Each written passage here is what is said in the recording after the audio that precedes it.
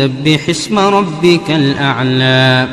الذي خلق فسوى والذي قدر فهدى والذي أخرج المرعى فجعله غثاء أحوى سنقرئك فلا تنسى إلا ما شاء الله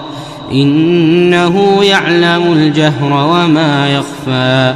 ونيسرك لليسرى فذكر إن نفعت الذكرى سيذكر من يخشى ويتجنبها الأشقى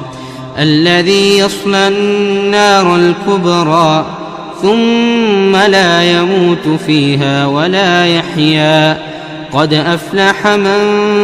تزكى وذكر اسم ربه فصلى